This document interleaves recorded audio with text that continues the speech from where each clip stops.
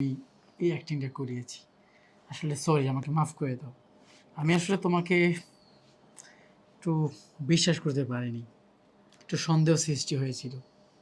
তাই ভাবলাম যে মানুষটাকে নিয়ে একসাথে থাকবো, সেই মানুষটাকে একটু পরীক্ষা করে দেখা উচিত না?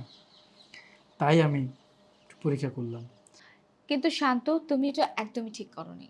কারণ তুমি আমাকে সন্দেহ করে তোমার বাসায় একটা কাজের ছেলেকে দিয়ে, ছি, আমি জাস্ট ভাবতে পারছি না। প্লিজ, সরি বলছি তো, আমার ভুল হয়ে গেছে, মাফ করে দাও। এটা তো জাস্ট নর্মাল একটা বিষয়, ঠিক না? প্লিজ মাফ করে দাও ঐশী, প্লিজ। নেক্সট টাইম আর এরকম ভুল হবে না, কথা দিলাম, প্লিজ। It's okay.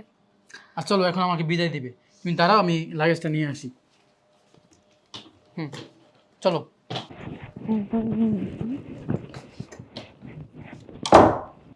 ঐশী, আমি তাহলে যাচ্ছি।